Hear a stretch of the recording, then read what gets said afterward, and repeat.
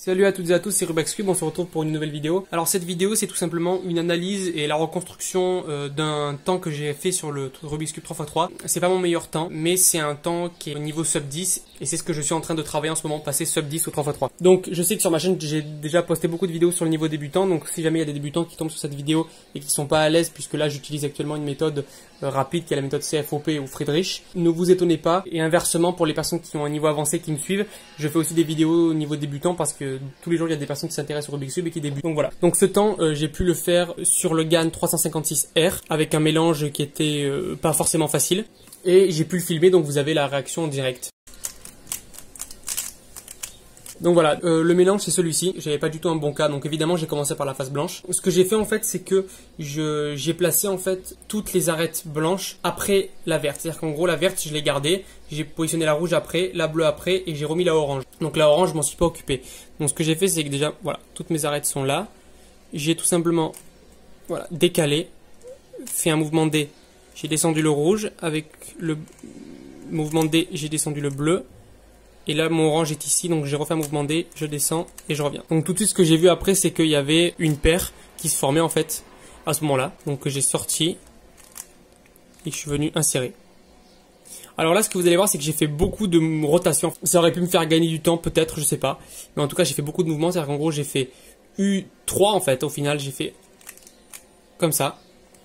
Et ensuite, les deux, je les ai pour les positionner en fait et pour pouvoir les insérer. Je les insère par l'arrière. Ensuite, il y avait ce coin qui était facile à insérer. Et ensuite, celui-là, j'aurais pu l'insérer par l'arrière, en fait, comme ça.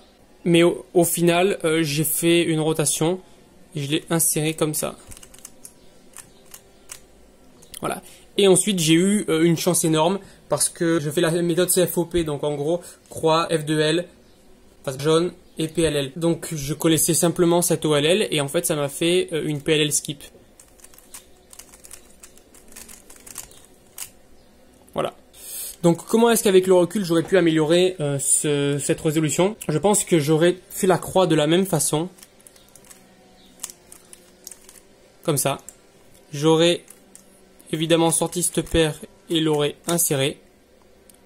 Donc cela j'aurais déjà fait ça. Pour pouvoir l'insérer par l'arrière.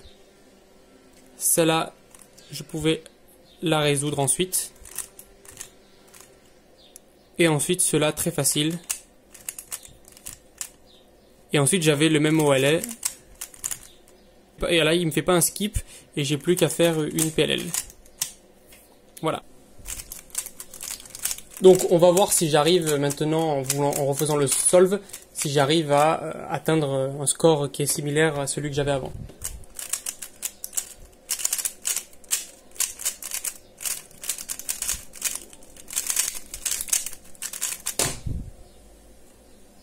Je peux faire mieux.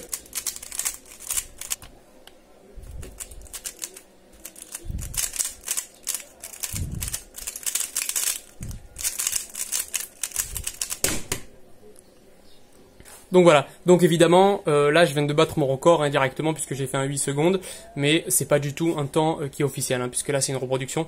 Je vous invite à me suivre sur les réseaux sociaux, je poste pas régulièrement parce que j'ai pas assez de personnes qui me suivent pour le moment, mais je poste beaucoup de résolutions et des temps, donc n'hésitez pas à me contacter aussi sur les réseaux sociaux si vous avez des questions, et on pourra échanger. Ceci, je vous dis à la prochaine pour une nouvelle vidéo, c'était Rubik's Cube.